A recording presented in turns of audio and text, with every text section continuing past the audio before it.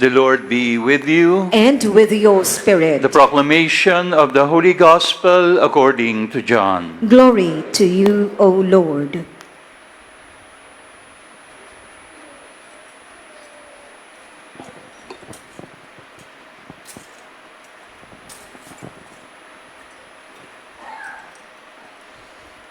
Before the feast of the Passover, Jesus knew that his hour had come to pass from this world to the Father. He loved his own in the world, and he loved them until the end. The devil had already induced Judas, the son of Simon the Iscariot, to hand him over. So during supper, fully aware that the Father had put everything into his power, and that he had come from God and was returning to God, he rose from supper and took off his outer garments. He took a towel and tied it around his waist. Then he poured water into a basin and began to wash the disciples' feet and dry them with the towel around his waist. He came to Simon Peter, who said to him, "Master, are you going to wash my feet?" Jesus answered and said to him, "What I am doing, you do not understand now, but you will understand later." Peter said to him, "You will never wash my feet." Jesus answered him, "Unless I wash you, you will have no inheritance with me." Simon Peter then said to him, "Master, then not only my feet, but my hands and head as well." Jesus said to him, "Whoever has bathed has no need, except to have his feet washed, for he is clean all over. So you are clean, but not all." For he knew who would betray him, and for this reason he said, "Not all of you are clean." And so when he had washed their feet, he put his garment back on and reclined at table again. He said to them, "Do you realize what I have done for you? You call me teacher and master, and rightly so, for indeed I am. If I, therefore, the master and teacher, have washed your feet, you ought to wash one another's feet. I have given you a model to follow, so that as I have done for you, you should also do." My dear brothers and sisters, the Gospel of the Lord. Praise to you, Lord Jesus Christ.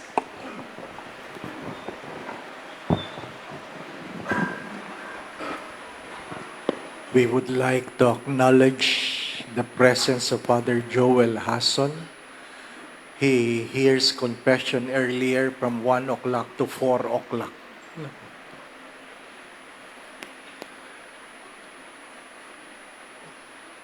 I would like to remind everyone that the Eucharist is more important than Visita Iglesia.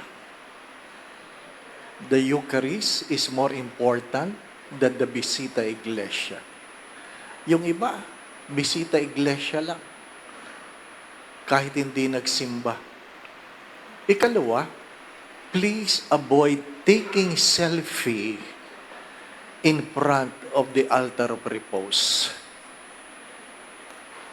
Bago kami nagsimula ang misa, sabi ni Father Joel, yung iba ang habit, magbibisita iglesia, tapos ipopost nila, top 10 altar of repose. Ano po? Please, keep our reverence before the Blessed Sacrament. What is the reading trying to tell us? First reading reminds us that there are things you should never forget. There are things you should never forget.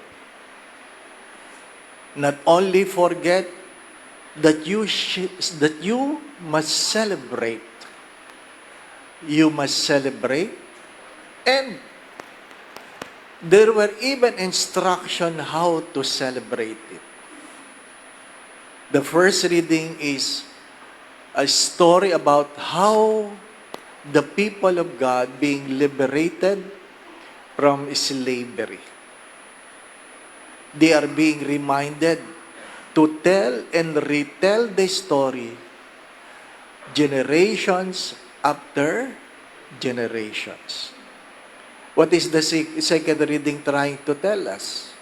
That St. Paul received in his passing on the memorial about the Eucharist.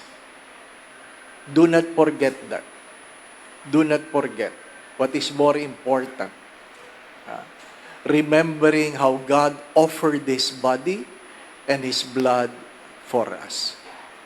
Of course, we all know that every Monday, Thursday, we do the ceremonial washing of feet, where those who were chosen really takes time to go to the parlor so that their feet will be pedicured.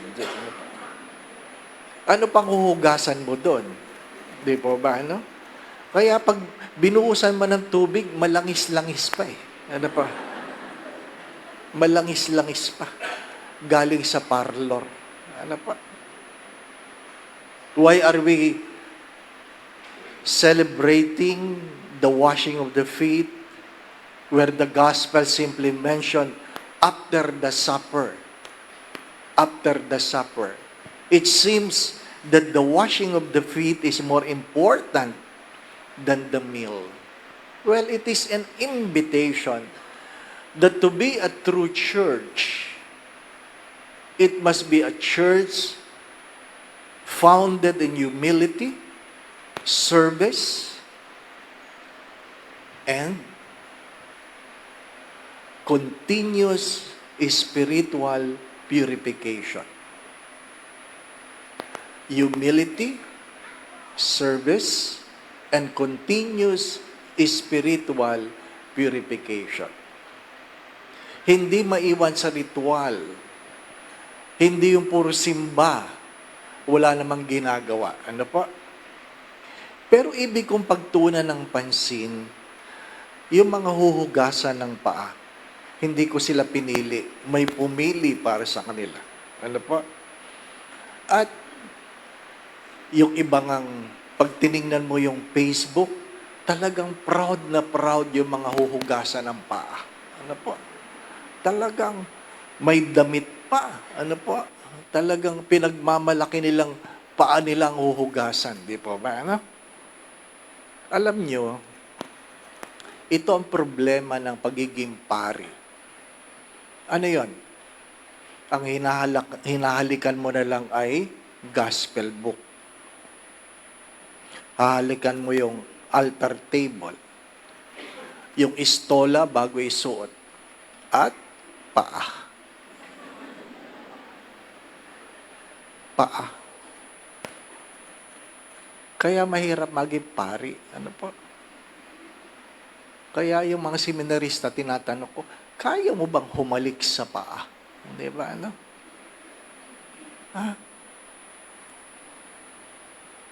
I want you to understand this. This is a sad reality. That in your 100 friends, listen, in your 100 friends, 8 of them will betray you. And 8 of them will deny you. Not all of them will be faithful. Regardless how close you are, by statistics, 8 of your friends will betray you. Kaya, pag nilayan mo, sino ba mga kaibigan mo? Ano pa?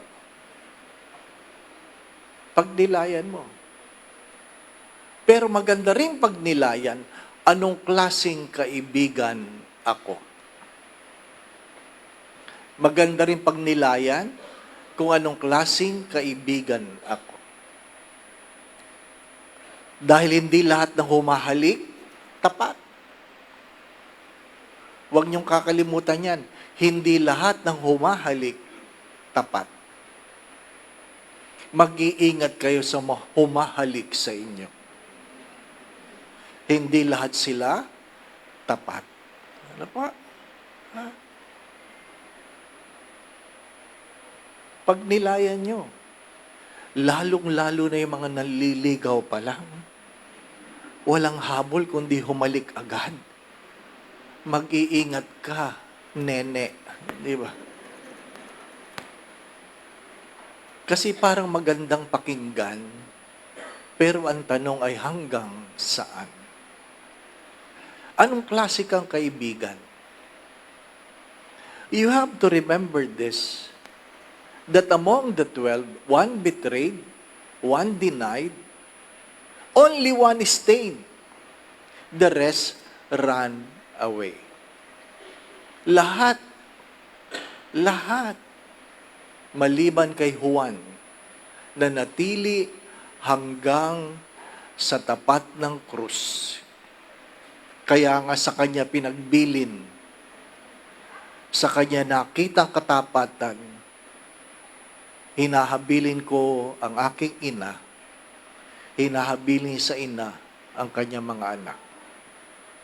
Di po ba, anak? Sapagkat ang malungkot na kwento ng ating buhay sa ating panahon ngayon, madali lang magsabing, I love you.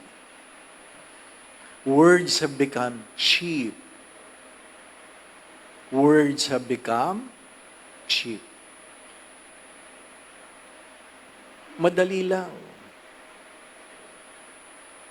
Kahapon, nagbigay ako ng recollection at ang daming nag-message na kung saan talagang napakahirap magpatawad sa mga taong hindi mo lang minahal. Yung nangako na ikaw ay mamahalin. Kaya yung mga kinakasal ko, na kung saan grabe gumasto sa kasal, ang aking tanong ay, sulit ba? Sulit ba ang gastos?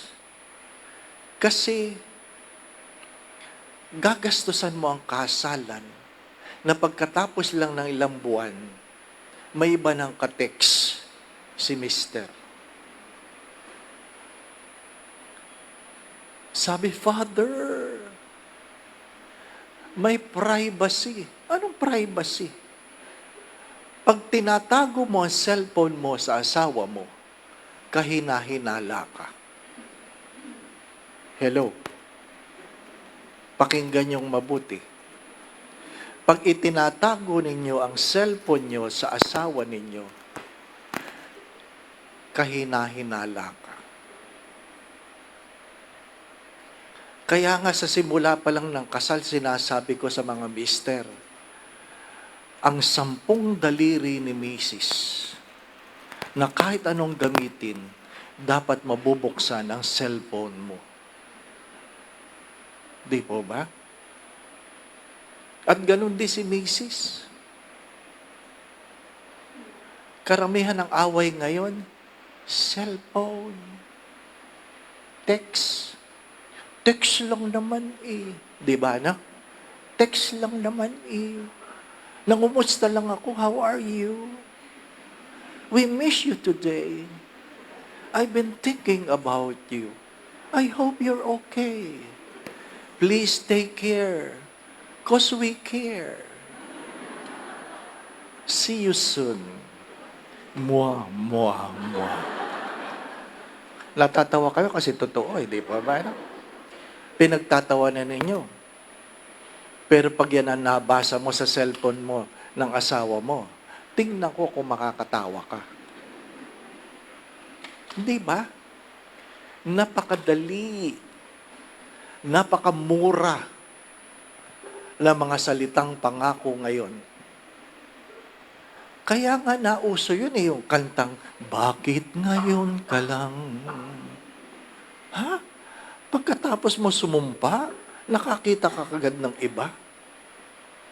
Na kung saan, pag sinusuksok ang singsing, ayaw isuksok hanggat walang background. Isuot mo, ibigay mo ang singsing. Ayaw isuot, anong inantay mo? Titingin mo na sa choir.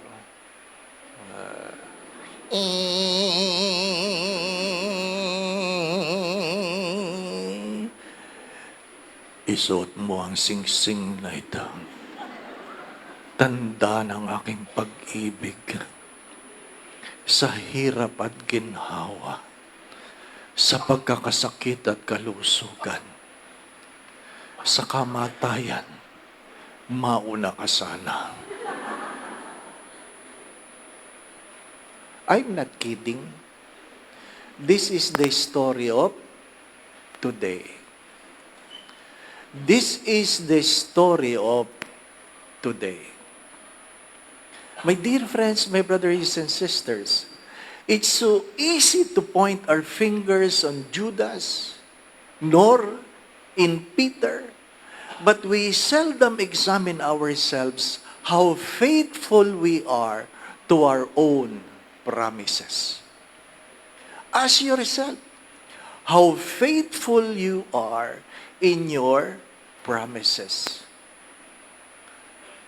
Kaya nga maraming ama sinasabi sa mga anak nilang nagpapari, kung hindi mo lang rin kayang maging tapat, huwag kang magpapari. Di po ba, ano? Pero sa tingin ko, para sa lahat yon. Kung hindi mo rin lang kayang maging tapat, huwag kang mag-aasawa. Di po ba? Mahirap yung halik ka ng halik. Bakit pinupunasan ni Mrs. ang halik mo?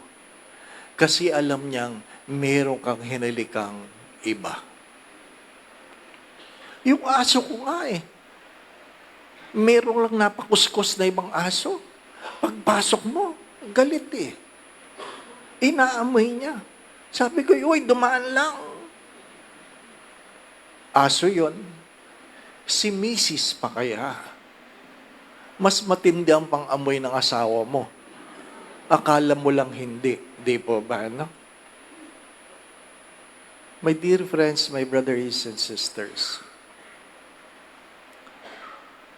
how do you celebrate Eucharist when you cannot be faithful? What are you going to remember? Or how do you want to be remembered?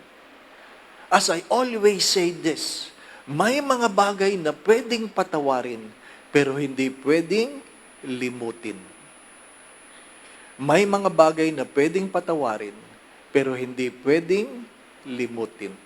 Kaya hanggang ngayon, habang binabasa natin ang pangalan ni Judas Iscariote, nakalagay palagi doon, the one who betrayed Jesus. How do you want to be remembered? The challenge of today's celebration is not simply being able to remember, not simply being able to celebrate, but ask ourselves, how do you want to be remembered? What will be your story?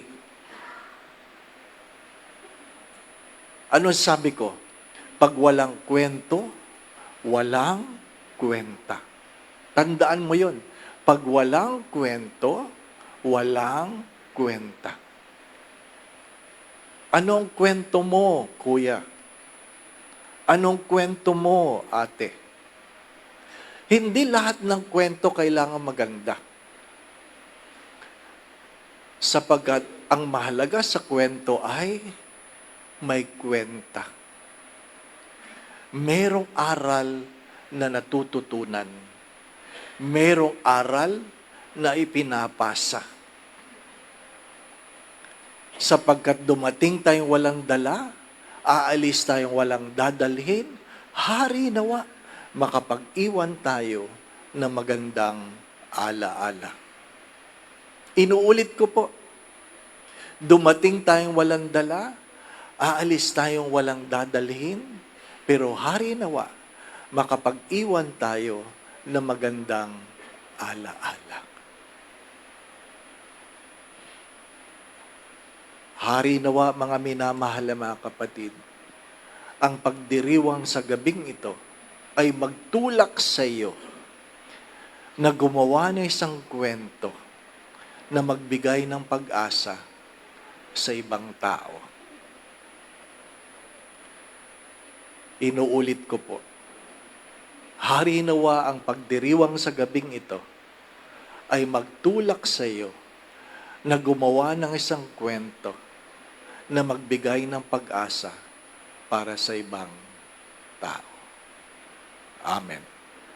Even though Jesus knew that among the 12, one will betray him and one will deny him, still he washed their feet.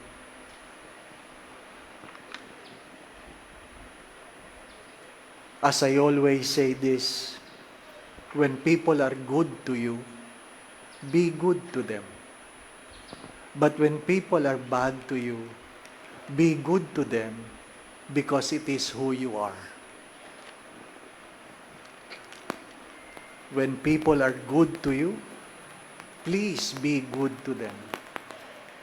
But if people betray or deny you, please be good to them because it is who you are. You are good. Keep that in mind. You are good. I am not perfect, but we are good. Please kneel